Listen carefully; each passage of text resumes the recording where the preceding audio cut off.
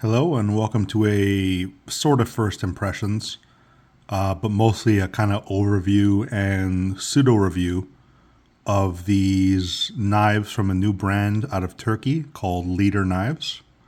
These are the Fuga series. I'm not sure what Fuga means, maybe something in Turkish. If you know, let me know. But I got these online at Chicago Knife Works. I think they're the only ones selling them right now. But I saw them and thought the designs looked cool and they were a good price. And honestly, there were no other reviews or anything of them online. They're a brand new company as far as I can tell. Their website isn't even like fully finished. Yeah, I wanted to just kind of get the word out there for this new brand in case they were good. I was hoping they were going to be a good solid budget brand out of a country we don't usually see knives from. And it's just something new, right? Unfortunately, I was pretty let down. I did already record a first impressions video of me actually unboxing these and giving my first impressions as I held them for the first time. But I was so disappointed in that video, and I kept discovering new problems with the knives and like jumping back and forth. I kind of wanted to make a more streamlined video. So to start off, again, these are the Leader Knives Fuga series. Let me arrange these in order of number. This is the F101, this is the F107, this is the F112.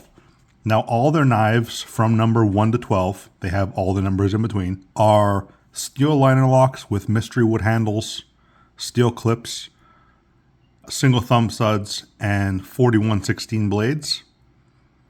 The only difference in them is the blade shape and length. So this is a 2.5-inch spear point. This is a 3-inch trailing point, and this is a 3.5-inch sheep's foot. So you're all getting the same kind of materials and style for every number, every model, but the size and the blade shape differs. So I guess we'll just start in order of numbers. This is the packaging you get them all in. It's just a basic sealed plastic pouch with the label on it. I mean, that's fine. Striders come in the same thing, and those cost way more. So here's the F101. Right off the bat, you can tell the clip does not touch the scale. Interesting choice there, and I think this is a choice because, spoiler, all the clips are like that for every one of these knives. And let me start off too by saying the reason I got 3 different knives of 3 different models is I didn't want to get like just one knife and base their quality and quality control off that. That doesn't seem fair.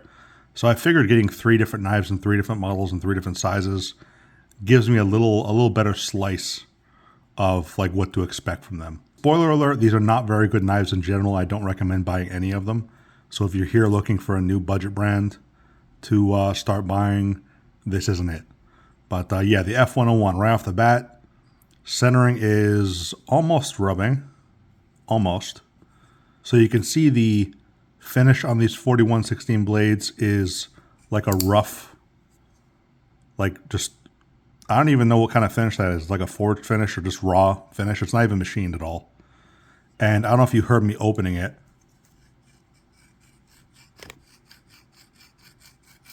That finish translates to a very, very rough action on all of these because the steel detent ball is just riding on that rough finish.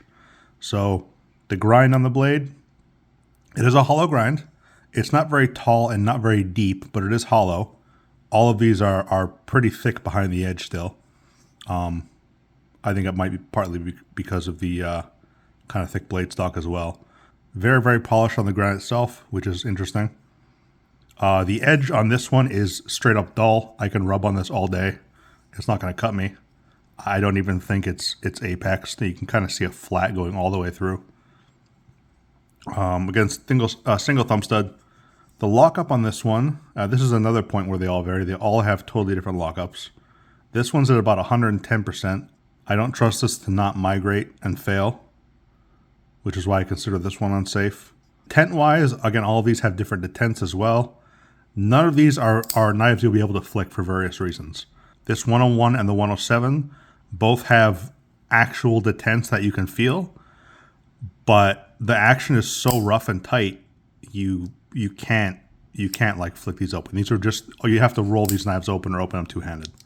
And the action is not going to be pleasant all the way up. All of these knives, as far as I can tell, I'll roll in some footage. I took this one apart out of curiosity. All of these knives have weird washer setups where they have more washers on the lock side than the show side. And you'll see here how that affects the spacing of the blade, which may attribute to the centering on all of them, because they all have the same centering, some worse than others. So on this one, I'll just skip to this one.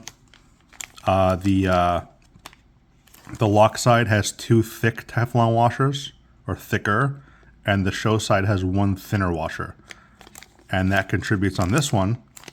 Okay, let's just do this one next. On this one, the blade is totally rubbing. So this one, I was looking forward to the most because I like the blade shape and the size the most. It looks the most ergonomic as well. Again, clip doesn't touch. But this one doesn't have a detent at all. It doesn't have any felt detent. It just kind of opens and closes by itself. That's weird because it does have a detent ball. And the detent, you can see the detent ball right there. And the detent ball does sit into the detent pocket, but it has substantial detent play. I think the detent hole is oversized on it. And there's very little lock bar tension. So it just kind of opens. As a result, it's the most smooth because that detent ball doesn't really have any tension, so it's not rubbing against the raw finish too hard. So it is smooth to open. And this one actually has perfect lockup. It passes the spine whack test. It has no play anywhere. It's very solid. That's good. But again, no detent, so I wouldn't feel safe carrying this in my pocket because any jolt and it opens just a little bit. Like I'm not giving it that much force. This is also the only one that has a sharp edge, which is nice. That's actually properly sticky sharp. I wouldn't rub on that at all. Again, 2 thick washers on top, 1 thin washer on bottom. I'm not sure why that is. Also substantial gapping in the scales. Like it's not even gapping, it's just the wood scales are warped. So they don't lay flat against the liners. Or maybe the liners are warped, who knows. So there's that one. That's the 112. And then this is the 107, the 3-inch trailing point. Once again, because like I said, I think the clip is a design consideration because they all exactly like that. They all sit up the same amount. So I guess they just, I don't know, they didn't want the clip to touch a scale for some reason. Again, centering is really bad. This one's rubbing as well, but not as bad as this one. This one actually has a bit of a detent, but again, rough action. This one's main issue is it doesn't lock up. So it looks like it locks up. It looks like it has a perfect early lockup. But the geometry is so bad that this thing fails. I'm not going to do it again because I might cut myself. But this one has a geometry that's so bad it fails with a little bit of just hand pressure on the blade. The edge on this one is just sharp enough to cut you accidentally when the lock fails, but not really sharp enough to even be considered a working edge. You can see the...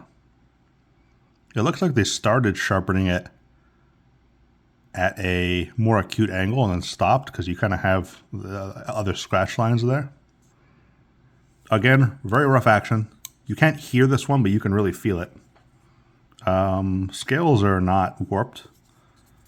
It's got the same issue with the washers, which contributes to the centering.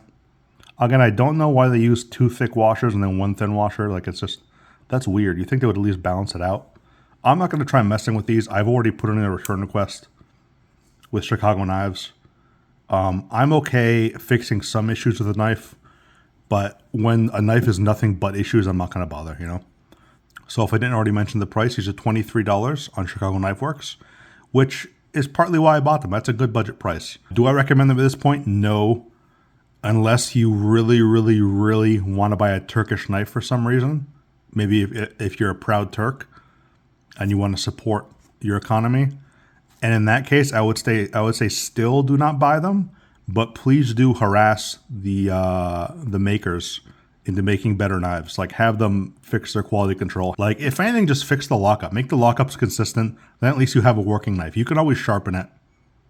You know, the centering, it doesn't actually affect the quality of the centering. So even if it's rubbing like this, if it locks up if it locks up fine and the blade stays in the handle, like this one would have been fine if it actually had a detent. I would have kept this one.